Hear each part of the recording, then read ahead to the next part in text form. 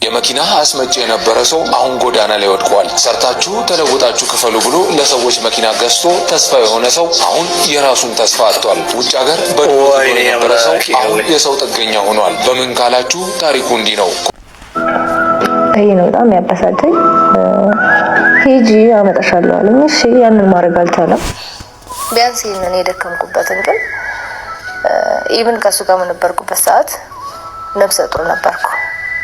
ሰላም ሰላም ሰላም ውድና የተከበራችሁ የማርካን ቲዩብ ተከታታዮች የኔ ማርች እንዴት ናችሁልኝ? አላችሁልኝ? ሁሉ አማን፣ ሁሉ ሰላም፣ ሁሉ መልካም። እኔ አለሁላችሁ እግዚአብሔር ይመስገን። በያላችሁበት ሰላምና ጤናችሁ ብዝት ይበልልኝ። ዛሬ ደግሞ ሲያቃዠኝ አሉ በቃ በሉት ከች ብዬላችኋለሁ። ያው እንግዲህ እናንተ ደግሞ ቤቴን ላይክ፣ ሼር፣ ሰብስክራይብ እያደረጋችሁ እና ያለን ጉዟችንን አይመስላችሁም ጋይስ? ሰሞኑን እንግዲህ በሸገር ኢንፎ ላይ አንድ መልእክት ተላልፎ ነበረ። ሰው ይራባሉ፣ ይጠማሉ፣ ተራብኩ፣ ተጠማው፣ ማረፊያ አጣው የሚል አንድ አቶ ዳንኤል የተባለ ግለሰብ እንግዲህ ከኖርዌይ ዲፖርት ተደርጎ ወደ ሀገራችን የገባ አንድ ሰው ታሪኩን በጣም በሚያሳዝን ሁኔታ ታሪኩን አካፍሎናል። ታዲያ ብዙዎቻችን አልቅሰንም ታሪኩን የተካፈልን ሰዎች አለን ጋይስ። በጣም የሚገርመው ነገር ኮሜንት ሳይ የብዙዎቻችሁ አንጀት ቅቤ ጠጥቷል። ግን በጣም በዚሁ አጋጣሚ ልነግራችሁ የምፈልገው ነገር ምንድነው? ሰው በሰው ውድቀት አይደሰትም። በነገራችን ላይ ሰው በሰው ውድቀት አይደሰትም። ግን አንዳንዴ ሰውን በድሎ ሰውን አስከፍቶ እሱ ላይ ምንም አይነት ነገር የሚደርስበት እስካይመስለው ድረስ የሰው ልጅ ጎርቶ የሱ የሆነ መልእክት እግዚአብሔር ሲያሳየው ስታዩ ለካ እውነት አለ እንዴ የሚል ነገር ያሳድርባችኋል እንጂ በውድቀቱ ተደስታችሁ አይመስለኝም። ኮሜንት ላይ የምጽፉ ሰዎች ማለት ነውና እንግዲህ እንደተናገረው ከሆነ ያው ምንም በማያውቀው በአያት መመሳሰል ብቻ ነው ሪፖርት የተደረኩት ነው የሚለው። እንግዲህ ከዛሬ ባለ ታሪካችን ከዳንኤል ሰለሞን ብሩ ጋር ያደረግነውን ቆይታ እንድትከታተሉ በአክብሮት እንጠይቃለን። በተለይ በኖርዌይ የምትገኙ ኢትዮጵያውያን ስለዚህ ግለሰብ ፍትህ ስለሚጠይቀው ስላለው ነገር ሁሉ በጽሞና ተከታትላችሁ የምትችሉትን እንድታደርጉ በአክብሮት እንጠይቃለን። ዳኒ ምንድነው እንደዚህ የገጠመው? ምንድነው? እኔ እዛ እንዳለ ነው የማውቀው እኮ። አሁን በዛም ሲያዝም በአጋጣሚ ነው የተያዝኩትኝ። የመኖሪያ ፍቃድ አለኝ። 14 አመት 15 አመት 14 አመት አካባቢ ባስ ነው የነዳሁት። 3 ልጆች አሉኝ። ግን ያው ሁለት ነበር እኔ መሰለኝ 3 ናቸው ያሉኝ። ያው ዜና ላይ ያለው 3 ልጆች ናቸው የሚሉት። አሁን ብዙ ምንም መረጃውን እኔ ያፈልጋለሁ እንደዚህ ነው ምናምን ብለ በቲክቶክ ላይም ስትጽፍልኝ በጣም እና ታዲያ እንዲህ ከሆነ ለምንድን ነው ወዲያው እንደመጣ ኮንታክት ያላደረክ? እዚህ ከመጣው አንዳንድ ችግሮች ገጥሞኛል። የራሴ ፕራይቬት የሆነ በፋሚሊ በኩል ያው እሱ የራሱ በጊዜው እግዚአብሔር ይፈታዋል። ግን አሁን እኔ በስህተት ነው እዚህ ሀገር የመጣሁት። ታዲያ እንዴት ነው በስም ስህተት? እኔም እሱ ነው ግራ የገባኝ። ሲይዙ 2 ቀን ነው ያው መኪና ቆሜ ነው ካፌ ስገባ ነው ሲቪል ፖሊሶች ይዘው ማረፊያ ወሰዱኝ። ጠበቃ ማነጋገር ጊዜ አልሰጠም። እዛ ሀገር ማንም ሰው ሲያዝ ስልክ ነው መጀመሪያ ፖሊስ የሚወስደው። መጀመሪያ ከእጅሽ ላይ ስልክ ነው የሚወስደው። ከዛ አስገቡ። የመኪናውን ቁልፍ በፌስታል ውስጥ ከተተው 2 ቀን ውስጥ በቃ የተሳሳተ ይሄኛውን ሊሴ ፓሴ ሰጥቶ ላከኝ ነው ሚዲያውም እናንተ ምንድነው የሚፈልገው። ከዛ ውጭ ግን ያው የራሴው ነገር ከመጣው በኋላ ብዙ ነገሮች ስትራግል ውስጥ አልፌያለሁ። ማደሪያ አጥቼ መበላው አጥቼ ያው እንደምታዩኝ ሆኛለሁ። እኔ በጣም ተደላደለው ነው ምናልባት ሁሉም ያቁኛል። መኪና፣ ሰው፣ ሞባይል፣ ልብስ ነበር የመልጠው። እኔ እዛ ሀገር ውስጥ መኪናዎችን እንደ ልቤ መቀየር እዚህ መኪና ልክ ነበረ። ዳንኤል ዶልፊኖችን ያስገባ ነበር ሀገር ለሀገር። ያ ሰው ታርቤ ማለመን ያከተኛል። ሰው ሲበሉ ታውቂያለሽ፣ ረሃብ ሲባል አንዳንድ ጊዜ ምቹ ነው።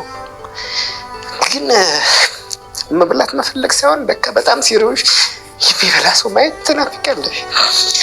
እኔ ደግሞ እንዳለም ሰው ሁሉ የሚያውቀኝ ነው የሚመስለኝ።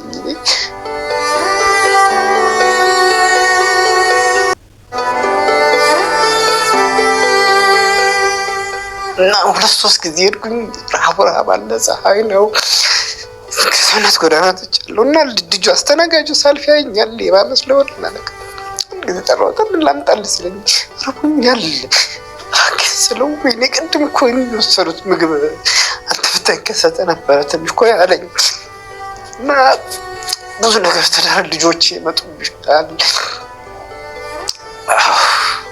እና በጊዜው እጄ ላይ ስልኩም ስላልነበረ ፋሚሊዎችን ማግኘት አልቻልኩም። ብዙ ነገር ሰናበታቸውን የመጣኸው ድንገት ነው ወስዶ የሚያነሱኝ። እንደዛማ ቢሆን ጥሩ ነበር እኮ እሷ የሚፎርም ታደርግ ነበረ እና ምንም ባለቤትህ ምንም አታውቅም። በአይምሯችሁ እንደዚህ አይነት ነገር ውስጥ ይመጣል ብላችሁ ስጋት የለባችሁ? መጀመሪያ የተያዝኩ ጊዜ ራሱ ልጆቹ እየመጡ እዛ ስለሚናፍቁ ያሳዩ ነበር። ግዴታቸው ስለሆነ እስር ቤት እየመጡ ያዩ ነበር፣ ይጮሁ ነበር ልጆቹ። ያው ሚዲያ ላይ በአማርኛ ያስተረጎም የሰሙታን ዜጎቹ እዛ ሀገር ያሉትና በዛ መንፈስ ነው አይነ መስመጣት እና ረሃብ ትቸዋለሽ። የልጆች ግን ከባድ ነው። እኔ ረሃብ ሲባል ትንሽ የረሃብ ነው መስልሽ የሆነ ቆሻሻ ማት በይቆነ ቆሻሻ ነገር አንስተሽ ተቢያለሽ። ለካ ሰው ሲበላ ማየት ይናፍቅሻል። ማደሪያ በጣም ሊግጀሪስ ኑሮ ምን ሆነ ነበርኩ። ለሊት ፌርማታ ላይ ስትተኝ ትነሻለሽ። መተኛት አይፈቀድም ይባላል። ቤት የት ነው ምናምን ትጠይቃለሽ። በእግርሽ ይነጋላል ይሉሻል። ምን ተበልቶ ትሄጃለሽ? መንገዱንስ የትስ ይሄዳለሁ? ቀማራ ሰዓት በስንት መከራ አንድ ጓደኛዬ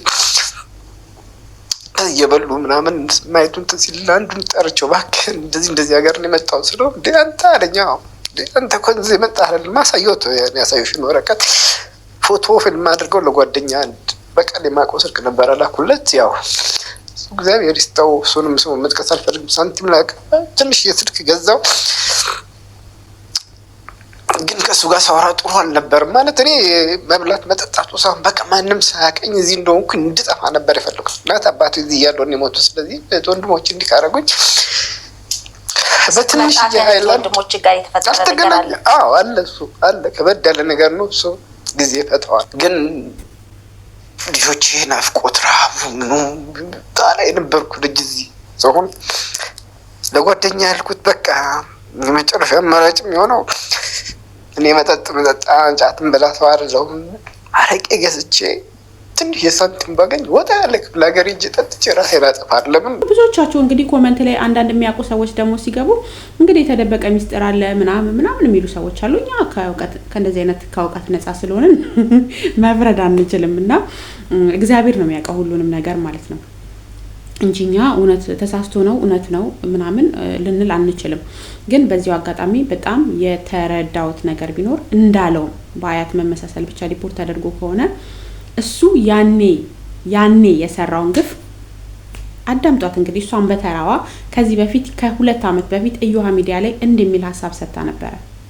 መኪና ገዝቶ ልኮልኝ ነበር በራሴ ብር ማለት ነው።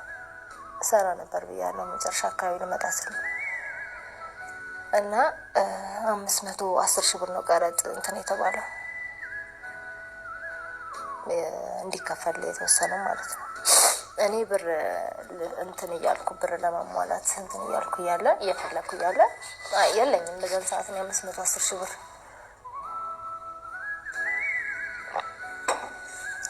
የመኪናውን ዲቴል ለወንድሙ ሰጥቶ እንዲያወጣው አደረገ። መኪናው የመጣው ለኔ ነው። ወንድሙም ካወጣው በኋላ ተቀየረ። እኔ መሰለ መኪና ለምንድን ነው አለው። በቃ የሆነ ልክ እንደ እየለመንክ እንደምታገኘው የለም 50 ሺህ 20 ሺህ 30 ሺህ በጣም ሲቸግረኝ እሱን በጣም አስጨንቄ ይሄ ነው በጣም ያበሳጨኝ። ሂጂ አመጣሻለሁ አለኝ። እሺ ያንን ማድረግ አልቻለም። ቢያንስ ይሄንን የደከምኩበትን ግን ኢቭን ከሱ ጋር በነበርኩበት ሰዓት ነፍሰ ጡር ነበርኩ። ከሱ አርግዤ ነበር እና ለነገርኩ ስራ በጣም ነው የምወደው። እሰራለሁ፣ አልቀመጥም፣ ብቻዬን ነው የምሰራው። ምግብ ቤት በምሰራ ሰዓት እዛ ቤት ስንገባ እንትኑ ደረጃው ክረምት ላይ በረዶ በእግሬ ይዘህ ስትገባ እንትን ይላል ይቀልጣልና አንሸራቶኝ ወድቄ ነው ያንን ነገር ያጣሁት ማለት ነው። ስለዚህ ከዛ በፊት የነበረኝ ታሪክ ያውቃል። ከዛ በኋላም አሁን የምኖረውን ህይወት ያውቃል። ግን እኔ እንጃ ነኝ ማለት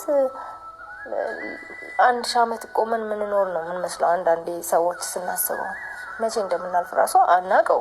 ወጥተን መግባታችን እንኳን ራሱ አናውቀው። እና አሁን ራሱ እየጠየቅኩት ነበር። አሁን በቅርቡ ማለት በዚህ ሳምንት ውስጥ 2-3 ቀን ውስጥ እየጠየቅኩት ነበር። ሀቄን ስጠኝ ነው የምትይው? እንደነገርኩ የሰውማ ቢሆንማ እኔ እንኳን አይደለም የራሴ ያልሆነን ነገር የራሴ የሆነውን ነገር እንኳን ራሱ ብዙ ነገር አጥቻለሁ። እንግዲህ ጋይስ እንደሰማችኋት ነው ተናግራለች። እና በጣም የዛሬ 2 ዓመት እንግዲህ ያያችሁ ሰዎች ትኖራላችሁ። ነገር ግን እሱ እዛ ጋር እችን ሴት ከዛ ሀገር እንድትወጣ ስለፈለገ ነው እንጂ የራሱን መንገድ ሲያስተካክል ነው እንጂ ጠፍታለች። በዛው እንደፈለጋት ሆና መስራት ትችል ነበር። ደውሎ ማስያዝ አይተበቅበትም ነበር። አግብቼ አመጣሻለሁ ብሎ ነው ደውሎ ያስያዛት። አሁን እኛ ዞሮ ማለት ነው ልንወስን አይደለም፣ አያገባንም። እሱ ነው እሷን አጥፋተኛ ልንባባል አይደለም። ግን ሁለቱንም ከሰማናቸው አንፃር እንግዲህ ብዙዎቻችን የተረዳነው ነገር ቢኖር ሁሉም ሰው የዘራውን ያጭዳል። ሁሉም ሰው የእጁን ያገኛል። ለኛ ይህ ነገር አስተላልፎ ማለፍ ያለበት ነገር ምንድነው? እኛ ከዚህ ታሪክ ምንድነው የምንማረው? እኛስ ምን እየዘራን ነው ያለነው? እየዘራን ያለነውን ነገር ነው ነገ ልናጭድ የምንችለው ማለት ነው።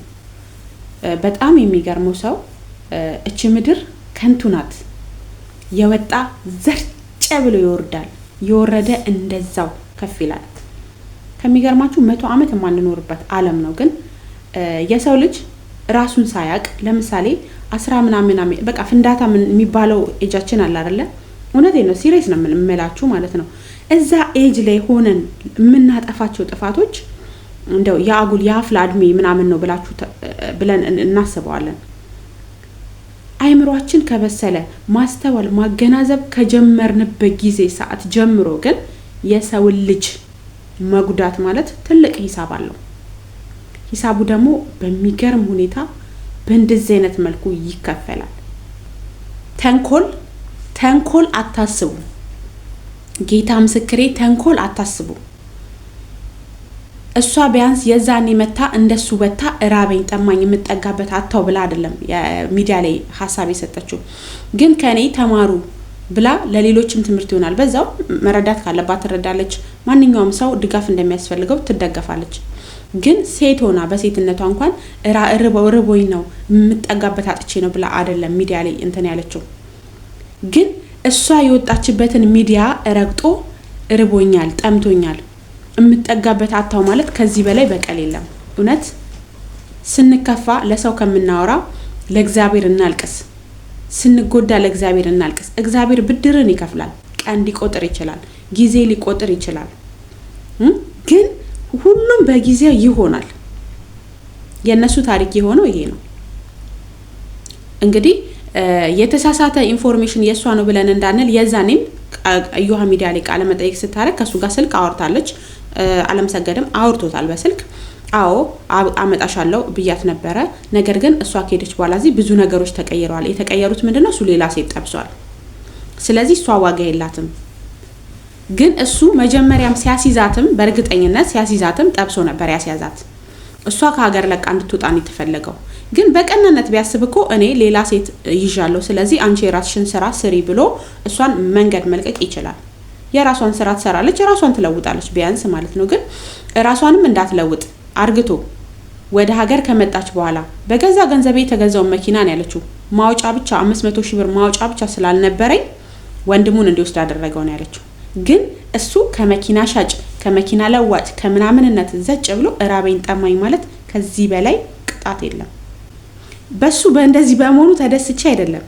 እውነት ነው ምነግራችሁ። ሰው ነው እንደ ሰው ሊያሳዝን ይችላል። ግን ሰው ላይ ከምንሰራው ግፍ አንፃር ደግሞ ምንም አይደለም። ሰው ላይ ግፍ አንስራ። ሰው እያንዳንድ የምንራመዳት እርምጃ ዋጋ ታስከፍለናለች።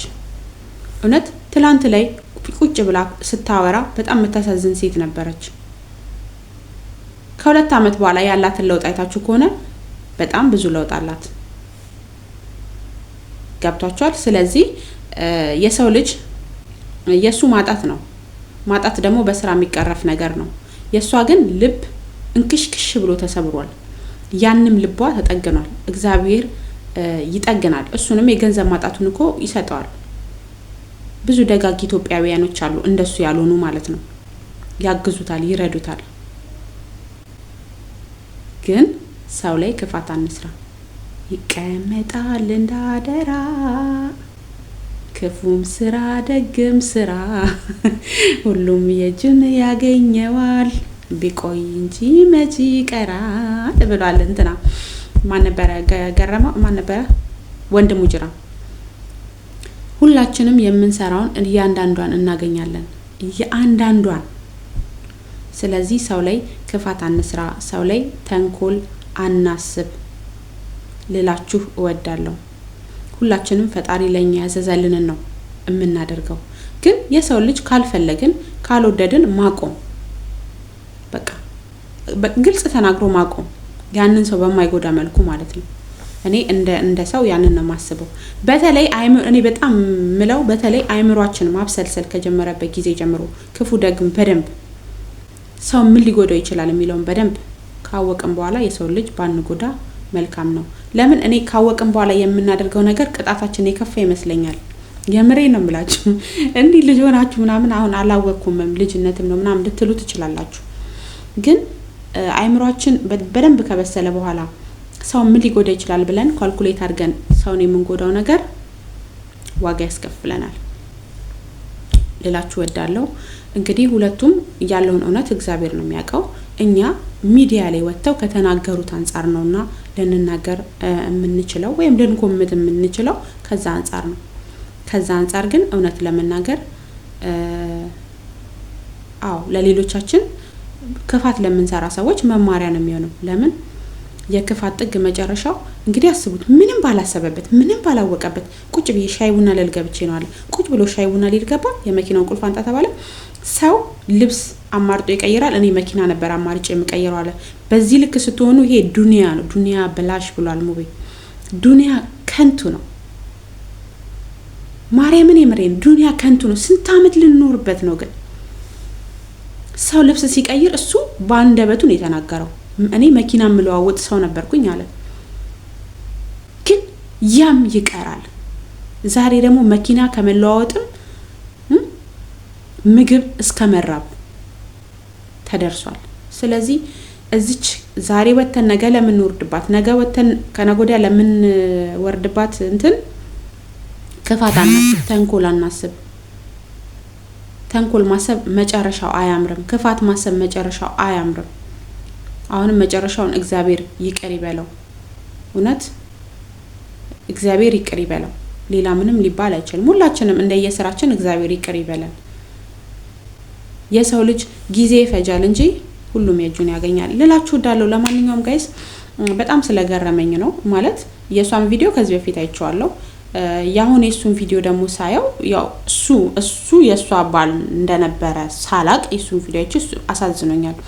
እንደዚህም አይነት ነገር አለ እንዴ ብያለሁ። ግን ከበስተኋላ ያው ጉድና ጅራት ከበስተኋላ ነው የሚባላልና ቪዲዮ እንደ አዲስ ነው እየታየ ያለውን የሷ በፊቱ ማለት ነው። ሲወጣ ወይ አንተ ነህ እንዴ አልኩኝ እና ይከብዳል። በጣም ቀለል አድርጎት ነው ያኔ ራሱ ስልክ ሲያወራ ቀለል እሷ ጉዳዩን ፐብሊክ አወጣችሁ እንጂ እኮ ነግሬያት ነበር እኔ ጓደኛ ምናምን እንዲያስኩኝ ምናምን። አሰባችሁታ? ልባችሁ በጣም ይሰበራል። በተለይ ስደት ላይ ሆናችሁ ያሰባችሁ ሳይሳካ 10 ምናምን አመት እድሜዋን ጭፍጭፍ አድርጋታለች። ያኔ ለሱ አይደለም ለራሷ ነው። ቢሆንም ግን አንዳንዴ ለራሳችሁም ለኛ ለስደተኞች እንትን ትምህርት የምትሆነን ምንድነው ጊዜ ከመፍጀት የተነሳ ምንትን የምንለው ነገር አለ። ገብቷችኋል? እንደገና ደግሞ ሰውን በሙሉ ልባችን በማመን ብዙ የምናጣቸው ነገሮች አሉ። ሰውን ስናምን ግማሽ የምሬ ነው። ከምንም በላይ ልናምን የምንችለው ፈጣሪያችንንና ራሳችን ብቻ ነው እንጂ ገና የሆነ ነገር ባረግ እከሌ እንደዚህ ምናምን ሰው ላይ ሙሉ ለሙሉ እምነት ጥለን አንቀመጥ። ሰው ላይ ሙሉ ለሙሉ ስንጥል እምነታችንን በጣም እንጎዳለን፣ እንሰባበራለን። ላንጠገን ነው የምንሰበረው። ከሷ ልንማር የምንችለው ይሄንን ነው። ግን ጠንካራ ሴት ናት። የምሬን ነው የምላችሁ በጣም ማለት ነው። እና ጋይስ እንግዲህ ለኛ ለህይወት ቅመሞች ትምህርት ትሆነናለች ብዬ ተስፋ አደርጋለሁ። እወዳችኋለሁ። ባይ ባይ። ሰብስክራይብ፣ ላይክ፣ ሼር ማድረግ እንዳይረሳ። መልካም ቀን ባይ